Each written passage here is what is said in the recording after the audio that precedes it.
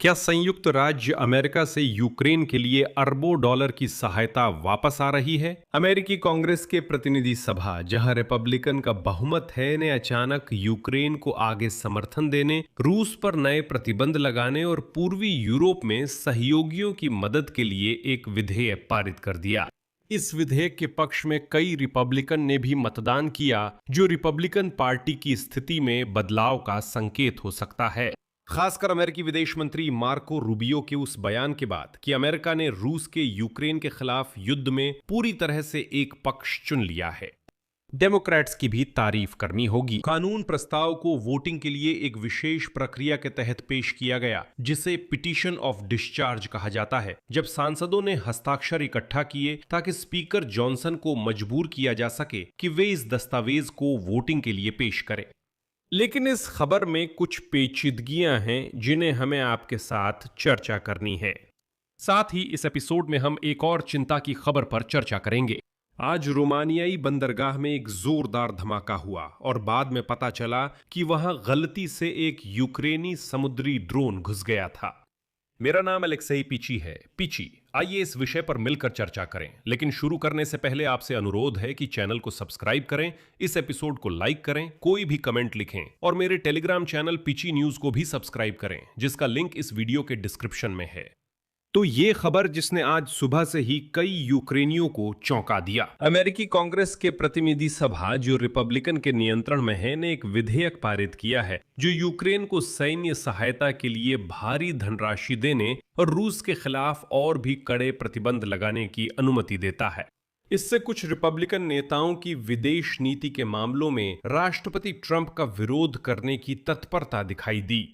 18 Republican और स्वतंत्र सांसद केविन किली ने डेमोक्रेट्स के साथ मिलकर उस विधेयक को पारित किया, जिसे प्रतिनिधि सभा में कांग्रेसमैन ग्रेगोरी मिक्स द्वारा दायर की गई याचिका के माध्यम से पेश किया गया था।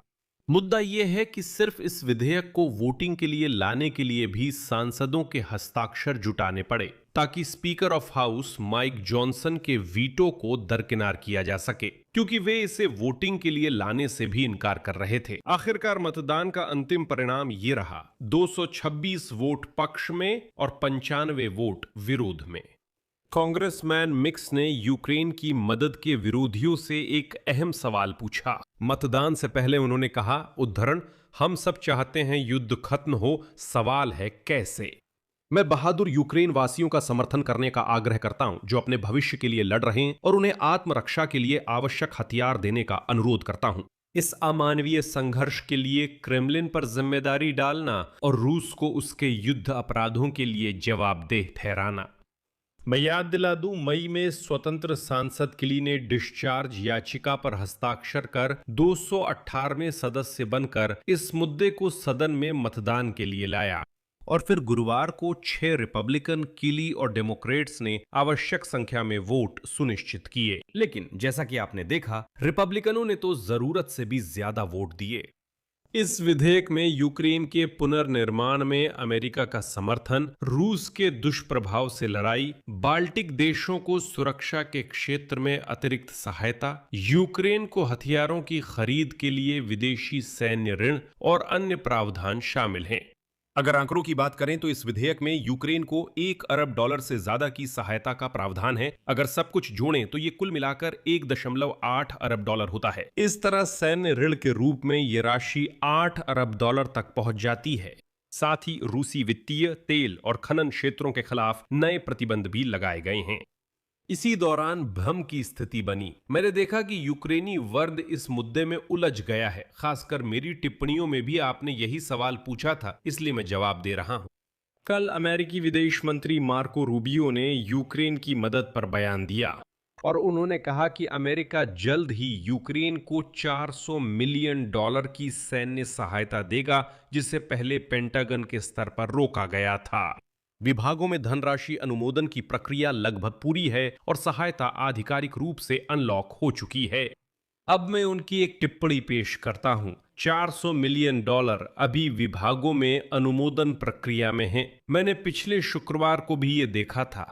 तो बात यह है कि ये धनराशि यानी $400 मिलियन अमेरिकी कांग्रेस ने बहुत पहले ही मंजूर कर दी थी, लेकिन इन्हें अमेरिका के युद्ध मंत्रालय में जारी करने में देरी हो रही थी।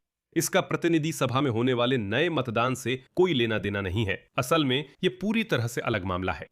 कल मार्को रूबियो ने कहा कि पैसों की खबरें आएंगी, उसी वक्त प्रतिनिधि सभा ने यूक्रेन को सैन्य सहायता के लिए मतदान किया, लेकिन ये दोनों बातें अलग हैं। मुद्दा यह है कि ये $400 मिलियन पहले ही मंजूर हो चुके हैं। ट्रंप भी इन्हें ब्लॉक नहीं कर सकते, लेकिन पेंटागन में ये पैसे जांच वगैरह के नाम पर रोक दिए गए, जिससे अमेरिकी सांसदों ने काफी आलोचना की। अप्रैल के अंत में रिपब्लिकन सेनेटर मिच मैकॉनल ने पेंटागन पर देरी का आरोप लगाया था। संबंधित समिति के सदस्यों को युद्ध मंत्रालय के विश्लेषणात्मक विभाग से अपने सवालों के जवाब अब तक नहीं मिले। अधिकारियों के लिए इस रुकावट का कारण समझाना मुश्किल था, और कांग्रेस सदस्यों की लंबी आलोचना के बाद पेंटागन के प्रमुख पिट हेग्सेट ने सुनवाई के दौरान घोषणा की कि $400 मिलियन का पैकेज आधिकारिक रूप से अनलॉक कर दिया गया है। मैं फिर कहता हूं, ये दो अलग कहानियां हैं। आज प्रतिनिधि सभा में पारित विधेयक एक अलग कहानी है। हालांकि ईमानदारी से कहूं तो ये संभावना बहुत कम है कि ये विधेयक नियंत्रित तरीके से पारित होगा। सीनेट में, जहां रिपब्लिकन पार्टी और नेता जॉन थ्यून का नियंत्रण है। थ्यून शायद ही कभी राष्ट्रपति ट्रंप से असहमत होते हैं। इस बात का एक स्पष्ट उदाहरण कि रिपब्लिकन पार्टी ने यूक्रेन से कितना मुंह मोड़ लिया है, यह है कि प्रतिनिधि सभा में हाल ही में मतदान करने वाले रिपब्लिकन सदस्यों की संख्या सिर्फ 18 थी।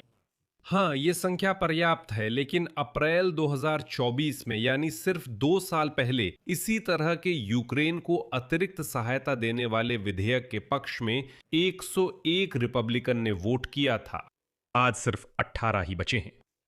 प्रतिनिधि सभा में जिन रिपब्लिकनों ने विधेयक का विरोध किया, उन्होंने पुराने पाठ की ओर इशारा किया और इसकी आलोचना की। उद्धरण, एक ऐसा विधेयक जो पार्टी प्रचार के लिए बनाया गया है, जिसका उद्देश्य यूक्रेन का इस्तेमाल रिपब्लिकन पार्टी में फूट डालने के औजार के रूप में करना है। इसके अलावा कुछ ऐसे भी थे जिन्होंने इसमें युद्ध को लंबा खींचने की बात देखी। उनके अनुसार यूक्रेन को मदद देना युद्ध को लंबा खींचना है। उदाहरण के लिए रिपब्लिकन ब्रायन मस्ट ने सीधे शब्दों में कहा कि इस कानून के जरिए डेमोक्रेट्स डोनाल्ड ट्रंप की यूक्रेन के खिलाफ रूस के युद्ध को खत्म कराने में मध्यस्थता करने की कोशिशों की संभावनाओं को सीमित कर रहे हैं। मैं याद दिला दूं, कल अमेरिकी विदेश मंत्री मार्क रूडोल्फ ने कहा था कि अमेरिका अब मध्यस्थ नहीं है। हालांकि इस विधेयक के लेखक मिक्स का कहना था कि युद्ध को समाप्त करने का सबसे अच्छा तरीका है यूक्रेन का समर्थन करना और रूस को कमजोर स्थिति में बातचीत के लिए मजबूर करना। रिपब्लिकन पार्टी की तरफ से कहा गया कि यह विधेयक रूसी संघ के खिलाफ नए प्रतिबंधों में केवल बाधा डालता है। ये तो वाकई मजाकिया है। प्रतिनिधि सभा में बहुमत के नेता स्टीव स्कैलिस ने कहा, इस याचिका में उन वाकई रचनात्मक द्विदलीय वार्ताओं को नजरअंदाज किया गया है जो इस समय कांग्रेस और व्हाइट हाउस के बीच रूस के खिलाफ प्रतिबंधों को कड़ा करने के लिए चल रही हैं। इसलिए हम इसी पर ध्यान केंद्रित करेंगे। समझने के लिए कि ये सज्जन, खासकर कांग्रेसमैन स्टीव स्कैलिस, किस बारे में बात कर रहे हैं, तो बात सेनेटर लिंडसी ग्रैहम और रिचर्ड ब्लूमेंथल के विधेयक की हो रही है, जिसके साथ वे, माफ कीजिए, लगातार दूसरे साल से घूम रहे हैं। वो विधेयक रूस पर प्रतिबंध लगाता है, रूसी तेल खरीदने वाले देशों के सामानों पर 500 तक ऊंची शुल्क दरें तय करता है, आदि। याद है वे कहानियां? जैसे ही हम वॉर करेंगे, 500 शुल्कें लगाएंगे, कोई रूस से व्यापार नहीं करेगा। मैं याद दिला दूं, वो विधेयक अप्रैल 2025 में पेश होने के बाद से आगे नहीं बढ़ा है। और अब रिपब्लिकन भी कह रहे हैं कि यूक्रेन की मदद के लिए वोट देने की जरूरत नहीं है। चलो 1 साल और सिर्फ ग्रैहम और ब्लूमेंथल की ये सुपर सैंक्शंस पर चर्चा कर लेते हैं।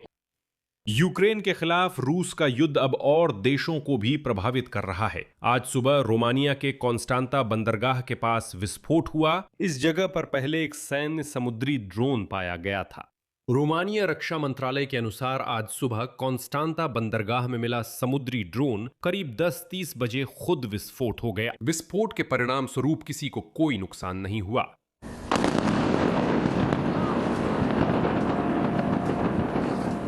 अरे, हम लूना जा रहे हैं ना? हाँ, जा रहे हैं।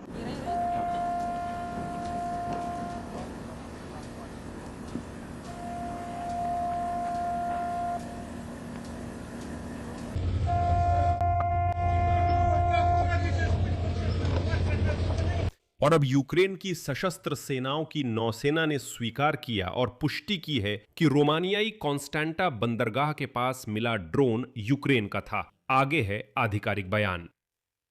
काला सागर ऑपरेशनल जोन में कार्य करते समय यूक्रेन की सशस्त्र सेनाओं की नौसेना का एक समुद्री ड्रोन दुश्मन के रेडियो इलेक्ट्रॉनिक युद्ध उपकरणों के प्रभाव में आकर नियंत्रण खो बैठा और रोमानिया के तट के पास पहुंच गया। यूक्रेन की नौसेना रोमानिया की नौसेना को आवश्यक जानकारी प्रदान की ताकि नागरिक आबादी के बीच किसी भी नुकसान को रोका जा सके। यहां मैं विराम लगाता हूं। अपनी राय और निष्कर्ष इस एपिसोड के नीचे कमेंट्स में लिखें। चैनल को सब्सक्राइब करें, लाइक करें और बेल आइकन दबाएं।